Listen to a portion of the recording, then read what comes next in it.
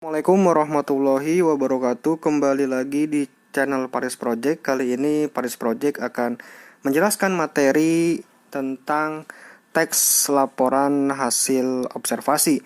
Nah, ini materi diperuntukkan untuk siswa atau peserta didik kelas 10 ya, semester 1.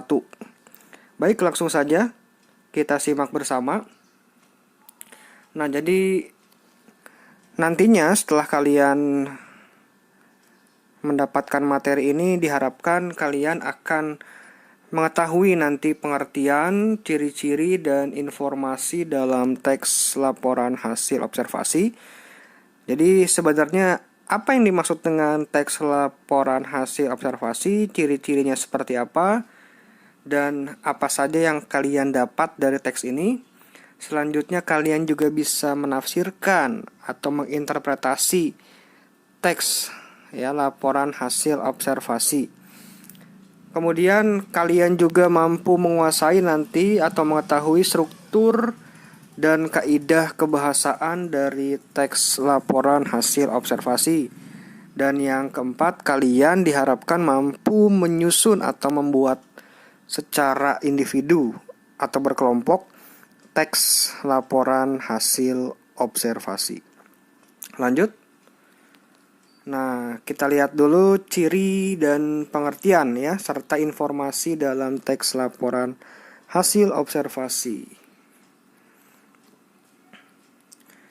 Nah, jadi bagi yang baru mengenal apa sih yang disebut dengan teks laporan hasil observasi ini? Jadi teks laporan hasil observasi ini secara umum berisi hasil pengamatan ya. Jadi hal-hal apa saja yang kalian dapat dari hasil pengamatan kalian terhadap suatu objek. Ya. Misal kalian mengamati laut. Nah, kira-kira apa sih laut itu? Kalian jelaskan oleh kalian terlebih dahulu. Kemudian di laut tersebut ada apa saja ya, bagian-bagian lautnya, bahkan manfaat-manfaat lautnya kalian jelaskan ya.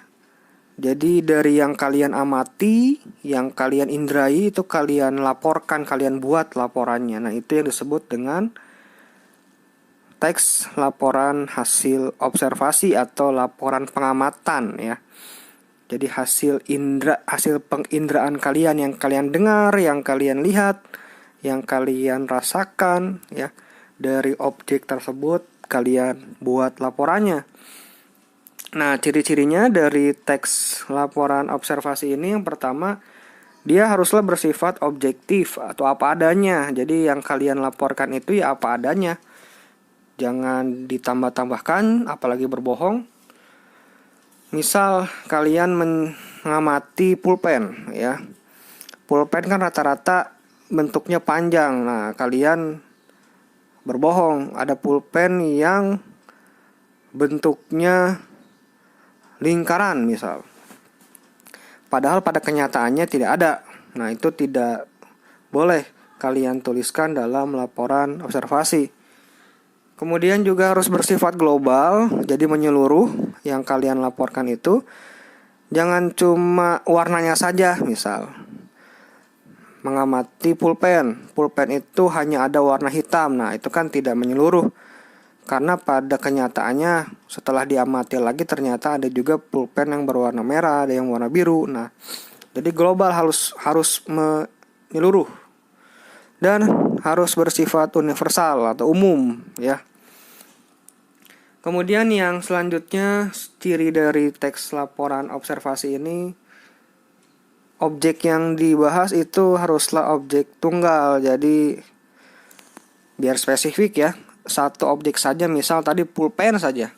Karena dari objek tersebut, satu objek tersebut itu bisa nanti memunculkan jenis-jenis lainnya.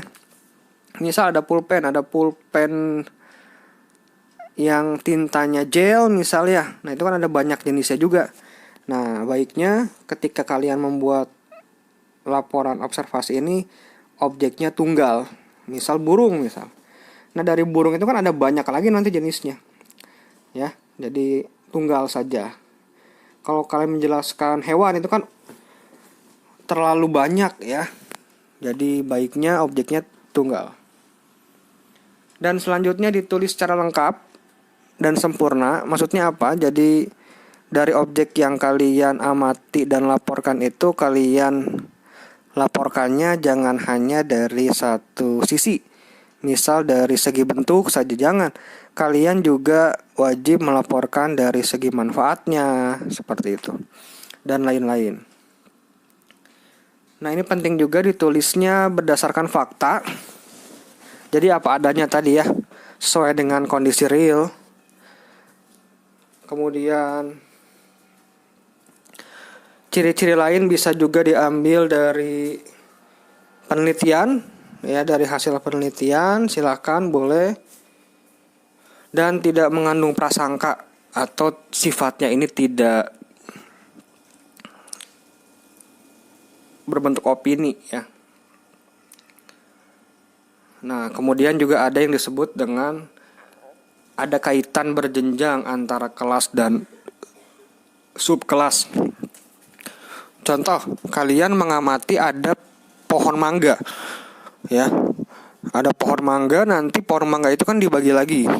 Ya, dibagi lagi. Ada mangga Indramayu, harum manis ya. Mangga si mana lagi misal, itu harus ada kaitannya.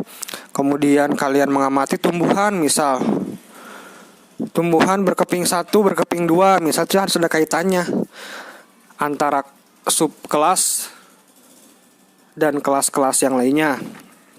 Itu ciri khasnya dari teks laporan observasi ini.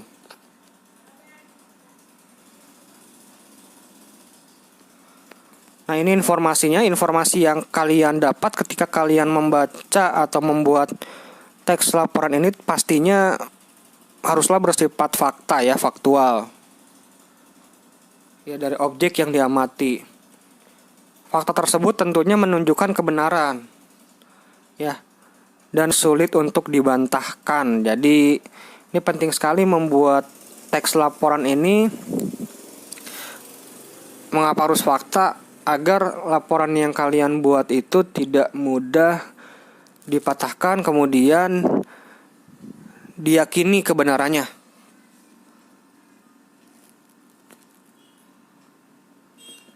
Dan usahakan objek yang kalian amati, laporkan itu bisa ditangkap oleh alat indera kalian. Jadi bisa dilihat, bisa dengarkan, misal bisa diraba ya, sehingga orang lain nanti yang membaca laporan kalian itu tidak mengawang-awang. Ya, misal kalian mengamati ruh. Nah, itu kan ruh itu sulit untuk diindrai ya oleh pembaca atau oleh orang lain. Nah, hindari pemilihan objek yang sulit diindrai.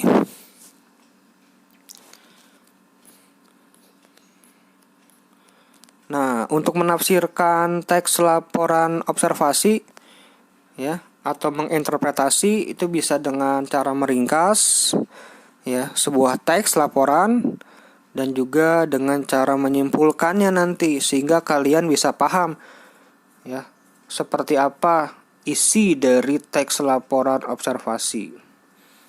Gitu. Lanjut. Nah, ini langkah meringkasnya. Tentunya dengan memahami isi teks, menentukan pokok-pokok informasinya. Jadi dari tiap paragraf biasanya ada kalimat utama atau gagasan utama. Nah, itu bisa kalian jadikan sebagai hal-hal pokok, sehingga kalian bisa paham nanti apa saja yang ada dalam laporan tersebut. Kalau ingin membuat laporan sendiri ini juga penting. Kalian harus mencantumkan hal-hal pokok sebelum nanti dikembangkan ya menjadi paragraf-paragraf.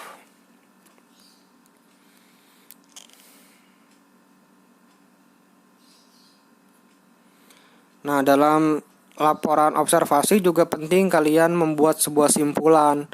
Jadi agar kalian bisa paham tentang hal yang kalian laporkan. Ya, kalian simpulkan hasil laporannya.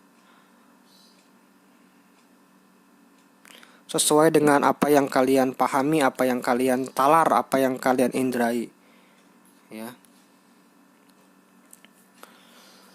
Kemudian struktur dan kaidah kebahasaan dari teks laporan observasi. Yang pertama strukturnya ini meliputi definisi umum, definisi bagian, definisi manfaat, dan penutup. Jadi ini ciri khas dari teks laporan observasi. Ya. Perbedaan dengan teks yang lainnya. Yang disebut dengan definisi umum di sini biasanya dalam teks laporan observasi itu dijelaskan dulu secara umum tentang objek yang diamati. Biasanya menggunakan kata definisi ini adalah, merupakan, ialah itu. Misal kalian akan melaporkan hasil pengamatan tentang pohon mangga misal. Nah, kalian definisikan dulu oleh kalian secara umum.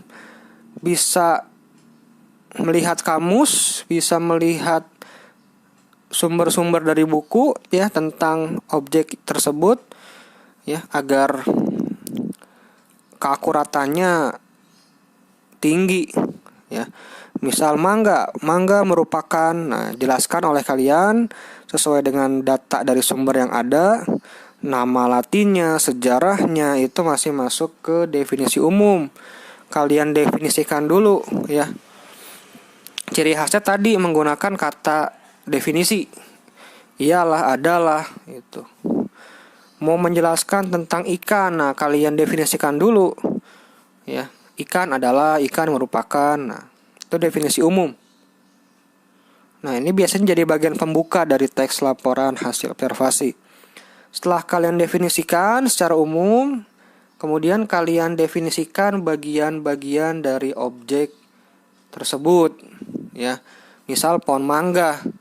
Kira-kira pohon mangga punya bagian-bagian enggak? Nah, kalian definisikan tuh bagian-bagiannya dari bagian yang paling bawah misal akar sampai atas misal daun atau buah. Itu kalian laporkan tuh ya. Hingga jenis-jenisnya juga bisa kalian laporkan ya. Dari pohon mangga itu ada berapa jenis. Nah, kemudian setelah bagian-bagiannya kalian laporkan ya, kalian juga harus melaporkan manfaat dari objek atau perilaku dari objek yang kalian laporkan. Nah, misal manfaatnya apa kira-kira mangga? Misal mengandung vitamin untuk pengobatan apa misal? Tuh. Silakan kalian laporkan ya, jadi selengkap mungkin itu. Kalau ternyata kalian kebingungan, nah kalian bisa mencari dari berbagai sumber untuk menambah hasil laporan kalian. Ya. Dan terakhir, jangan lupa beri penutup atau simpulan. Nah, kalian simpulkan oleh kalian. Nah, biasanya isinya tentang tanggapan kalian, interpretasi kalian tentang objek yang dibahas itu. Dan untuk simpulan ini memang boleh ada, boleh tidak, ya. Jadi sifatnya opsional. Itu untuk penutup atau simpulan. Lanjut kita ke ciri kebahasaan atau kaidah kebahasaan dari teks laporan hasil observasi. Nah, ini juga jadi pembeda dengan teks-teks yang lainnya. Selain struktur juga ada ciri kebahasaan. Dalam teks observasi sendiri, ciri kebahasaannya dia ada kata, frasa, verba, nomina. Itu yang pertama. Kata itu satuan bahasa yang memiliki makna ya. Misal mangga, nah mangga kan dia gabungan dari huruf ya, satuan bahasa. Huruf M, A, N, G, G, dan A. Punya makna mangga? Punya ya. Itu. Kalau frasa ini untuk lebih jelasnya silakan bisa buka video ya, Paris Project ya, tentang mengenal frasa dan klausa, itu ada di sana. Secara singkat mungkin frasa ini Paris jelaskan gabungan kata yang hanya menempati satu unsur dalam kalimat. Nah, berarti dia minimal 2 kata. Ya, dia minimal 2 kata. Tapi hanya menempati satu unsur dalam kalimat. Jadi unsur kalimat itu kan ada subjek, predikat, objek, pelengkap, keterangan. Misal, ibu sedang membeli baju. Nah, subjeknya ibu, sedang membeli predikat, dan baju itu objeknya. Nah, di unsur atau fungsi predikat ada 2 kata kan, sedang membeli. Nah, itu frasa namanya. Jadi gabungan kata yang hanya menempati satu unsur. Jadi sedang membeli itu frasa. Nah, lebih jelasnya ada contohnya di video Paris Project tentang frasa dan klausa. Kalau verba ini kata kerja ya, dari bahasa Inggris verb. Contohnya memakan, membeli, ya, merupakan, adalah, itu juga sama, termasuknya kata kerja. Konomina ini kata benda. Contoh mangga, laut, sungai, pensil, itu merupakan kata benda. Nah, lanjut ada kalimat definisi dan deskripsi. Kalimat definisi biasanya ditandai dengan penggunaan kata definisi. Contoh adalah, merupakan, ialah. Itu ciri khasnya. Kalau kalimat deskripsi berarti kalimat yang menggambarkan sesuatu atau suatu objek. Jadi seolah-olah nanti pembaca bisa mengindrai. Contoh, harimau berkaki 4. Nah, dengan ada pernyataan seperti itu seolah-olah nanti kita bisa membayangkan, bisa mengindrai, oh kakinya ada 4. Kemudian warnanya oranye dan hitam. Nah, seolah-olah kita bisa melihat kan, bisa mengindrai ternyata warnanya ada oranye dan hitam. Nah, itu namanya kalimat deskripsi. Kalimat yang menggambarkan. Jadi nanti pembaca seolah-olah bisa mengindrai objek yang dituliskan. Itu. Dan yang selanjutnya ada penggunaan kalimat simpleks dan kompleks. Ini juga nanti ada di video Paris Project ya. Tentang kalimat ya. Kalimat simpleks ini ciri khasnya ya dia kalimat yang hanya memiliki satu klausa. Ya. Satu klausa itu kan hanya ada satu subjek, satu predikat. Itu. Saya bermain. Nah, itu kalimat simpleks atau disebut juga kalimat tunggal. Kemudian kalimat kompleks itu kalimat majemuk. Nah, nanti kalimat majemuk ini dibagi ada kalimat majemuk setara dan bertingkat. Ciri khasnya disebut kalimat majemuk karena dia memiliki lebih dari satu klausa. Nah, nanti ini juga ada di video tentang frasa dan klausa ya. Contohnya dari kalimat kompleks ini, ibu membeli baju dan ayah membeli sepatu. Nah, itu kan ada 2 klausa. 2 subjek, ibu dan ayah. 2 predikat juga ya, membeli. Nah, itu namanya kalimat kompleks. Baik, lanjut. Untuk penyusunan teks laporan hasil observasi. Nah, bagaimana cara menyusunnya? Kalian bisa memulai dengan menentukan gagasan pokok dan penjelas ya. Tuh. Jadi kalian tuliskan dulu kalimat umumnya. Misal tentang mangga tadi. Mangga adalah salah satu jenis tumbuhan, kan masih umum ya. Nah, kemudian kalian tambahkan nanti kalimat penjelasnya. Dari mulai tumbuhan berkeping berapa, ciri-cirinya. Nah, itu udah masuk ke kalimat khusus atau penjelas. Dan jangan lupa dalam menyusun teks laporan observasi ini juga penting memperhatikan ketepatan kaidah ya. Atau kebahasaan dari mulai tanda baca, huruf, kata, kemudian kebakuan, keefektifan. Nah, seperti itu.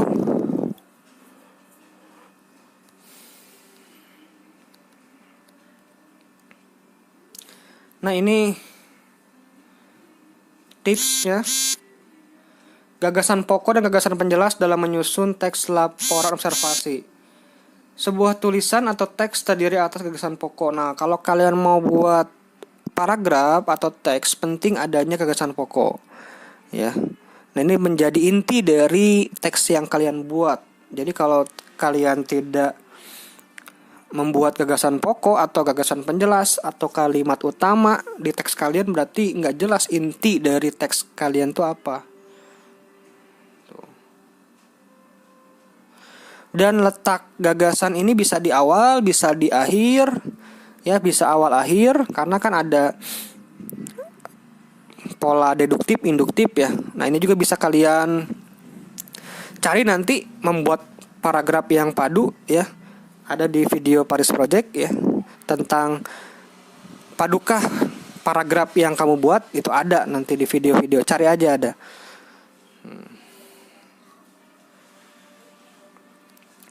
Nah ini langkah-langkahnya, tipsnya kalau kalian ingin menyusun teks laporan observasi, tentunya kalian harus menentukan topik ya, atau objek apa yang akan kalian amati itu. Kemudian setelah kalian tentukan objeknya, kemudian kalian menentukan nih bagaimana atau cara-cara penyelesaian masalah tersebut. Jadi apa saja yang akan kalian teliti dari objek tersebut. Ya. Setelah kalian tentukan, misal dari pohon mangga yang akan kalian ulas itu jenis-jenisnya, bentuknya, kemudian bagian-bagiannya dan manfaat-manfaatnya misal. Nah, setelah kalian rencanakan, kemudian kalian lakukan pengamatan ya sesuai dengan apa yang telah kalian rencanakan sebelumnya. Nah, amati kemudian kaji ulang ya. Coba sesuai nggak dengan literatur yang ada. Ya. Misal kalian mengamati bagian-bagian dari pohon mangga. Nah, setelah kalian amati, kalian tulis, terus kalian cocokkan dengan buku, misal sesuai nggak? Untuk menambah keyakinan. Baru buat kerangka laporannya ya. Tadi kerangkanya itu ada definisi umum ya. Kemudian ada definisi bagian, manfaat dan penutup. Nah, buat kerangka kemudian susun baru di akhir diedit dari segi kebahasaannya. Jangan sampai ada kalimat yang tidak efektif, tidak baku gitu. Nah, seperti itu. Untuk contoh dari laporan observasi ini juga ada contoh video-videonya. Bisa kalian lihat di video-video Paris Project yang lain ya, tentang contoh teks atau praktikum teks laporan observasi. Nah, itu saja mungkin yang bisa Paris Project sampaikan. Semoga bermanfaat. Mohon maaf bila ada kesalahan. Jangan lupa like. Kalau ada pertanyaan silakan boleh komen di kolom komentar. Kurang dan lebihnya mohon maaf. Terima kasih. Wassalamualaikum warahmatullahi wabarakatuh.